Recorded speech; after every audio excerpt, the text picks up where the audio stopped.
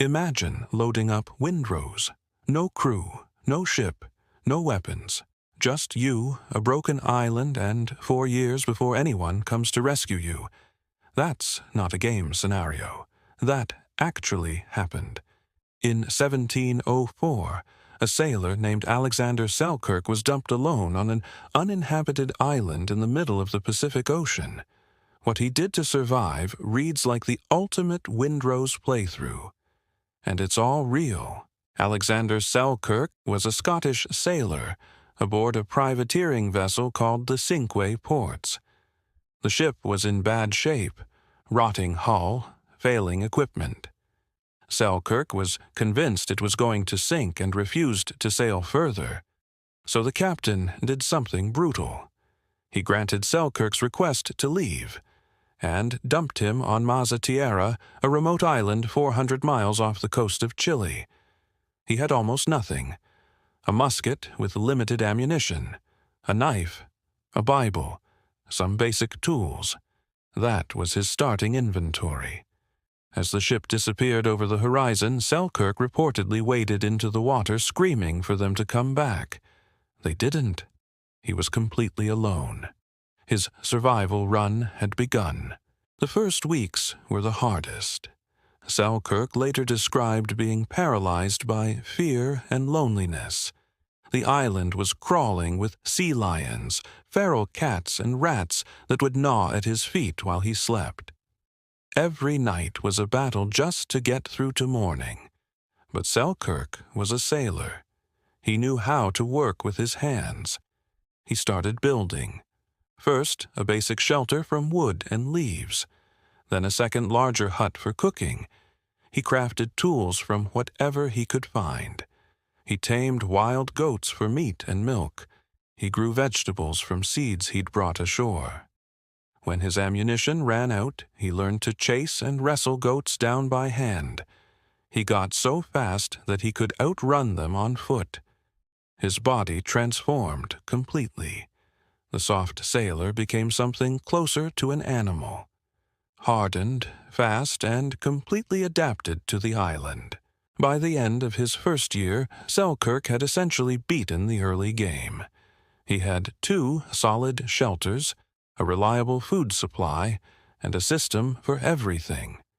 He marked time by carving notches into a tree. He read his Bible daily to stop himself going mad from loneliness. He domesticated hundreds of feral cats to keep the rats away at night. He sang psalms and danced with his cats just to hear noise. He made clothes from goat skin when his original ones wore out, sewing them with a nail as a needle. He explored every corner of the island, mapping it mentally. He built signal fires on the highest peaks and kept them ready to light at a moment's notice. 2 ships did pass during his time there. Both were Spanish, enemies who would have imprisoned or killed him. He hid and watched them sail away. Alone again. February 1st, 1709. 4 years and 4 months after being marooned, Selkirk spotted sails on the horizon. British sails. He lit every signal fire he had and ran screaming down to the beach. The ship was the Duke, captained by Woodes Rogers, one of the most famous privateers in history. When they rowed ashore and found Selkirk, he was barely recognizable as a civilized man. Dressed in goatskins, wild-eyed, and so unused to speaking that he could barely form sentences. Rogers wrote in his journal that Selkirk seemed in better physical condition than any man on his crew. 4 years alone had made him extraordinary. He joined the Duke's crew and sailed home to Scotland.